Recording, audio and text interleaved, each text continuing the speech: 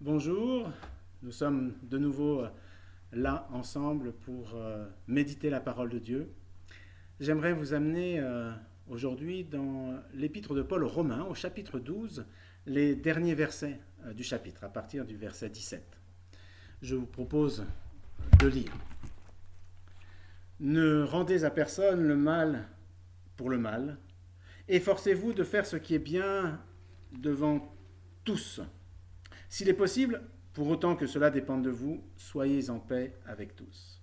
Ne vous faites pas justice vous-même, bien-aimés, mais laissez place à la colère, car il est écrit, c'est moi qui fais justice, c'est moi qui paierai de retour, dit le Seigneur. Mais si ton ennemi a faim, donne-lui à manger. S'il a soif, donne-lui à boire, car en agissant ainsi, ce sont des braises que tu amasseras sur sa tête. Ne te laisse pas vaincre par le mal, mais sois vainqueur du mal par le bien. Au tout début de son chapitre, l'apôtre Paul invite les chrétiens à être renouvelés dans leur intelligence. Et au verset 9 déjà, il nous parle que l'amour soit sans hypocrisie, ayez le mal en horreur, attachez-vous au bien. Et au verset 17, il reprend encore ce thème du mal que nous ne devons pas rendre. Et on peut être frappé que dans un même chapitre où il donne beaucoup d'exhortations, il revienne à deux reprises sur le mal. Et personnellement, j'aurais tendance un peu à passer dessus. Et pourtant, même Jésus insiste et revient facilement sur ce thème-là.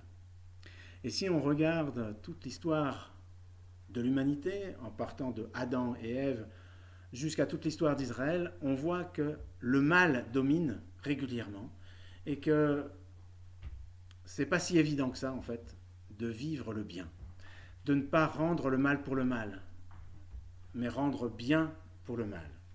On pourrait prendre comme exemple Joseph, qui va être vendu par ses frères, qui va vivre, je dirais, un peu la galère à cause de ses frères, mais qui, à la mort du père, ne veut pas, ne veut pas leur en vouloir, leur pardonne.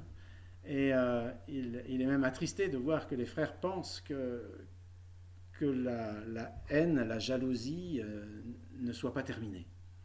Et il considère que le mal qu'ils ont fait à Joseph, Dieu l'a transformé en bien pour permettre à un peuple de survivre et de vivre nombreux.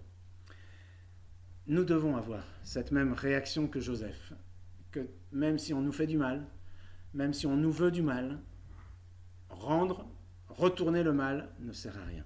Mais nous sommes appelés à bénir. Nous sommes appelés à apporter le bien et à apporter le bien face au mal. Et nous avons certainement tous quelques exemples de conflits que nous pouvons avoir, de personnes que nous ne supportons pas, que de gens qui nous veulent du mal. Et l'apôtre Paul nous dit, dans la mesure, s'il est possible, pour autant que cela dépend de vous, soyez en paix avec tous. Autant que cela dépend de vous. Pour tout ce qui est de mon ressort, c'est à moi de le faire et je dois faire un effort pour ne pas rendre le mal pour le mal, mais rendre le mal par le bien, être porteur de bénédiction et de bien. Tant que ça dépend de moi, c'est moi qui dois le faire. Si ça ne dépend plus de moi, si mon adversaire, mon ennemi numéro un, m'en veut et va toujours me pourrir l'existence, j'ai beau lui demander pardon, j'ai beau faire quoi que ce soit, il ne veut rien entendre, ça ne dépend plus de moi. Je remets cela à Dieu et je vais vivre, je vais essayer de supporter ce que je peux. Autant que cela dépende de vous, soyez en paix avec tous. Et nous voulons terminer avec cette phrase de Paul, ne te laisse pas vaincre par le mal, mais sois vainqueur du mal par le bien. Prenons en exemple Joseph, qui a été capable de bénir ses frères, de bénir son père, de bénir son peuple, même si on a essayé de le rayer de la famille, même si on a essayé de le tuer, de le vendre, il n'a pas gardé ça comme une rancune. Que vous puissiez continuer aussi à méditer sur cette question du mal Hein, dans la prière du Notre Père, on nous dit que pardonne comme nous pardonnons aussi à ceux qui nous ont offensés. Éloigne-nous du mal. C'est aussi dans cette prière que nous puissions vraiment le vivre et que nous puissions rechercher le bien pour tous. Prions. Seigneur Jésus, merci parce que tu veux nous aider, parce que tu veux renouveler notre intelligence et tu veux nous rendre capables de faire du bien, d'aimer, de pardonner. Même si cela n'est pas si évident, même si le naturel a envie de prendre le dessus, nous savons que tu veux nous aider à rendre le mal par le bien. Merci de nous aider, de nous renouveler, de nous transformer pour que nous soyons à ton image. Amen.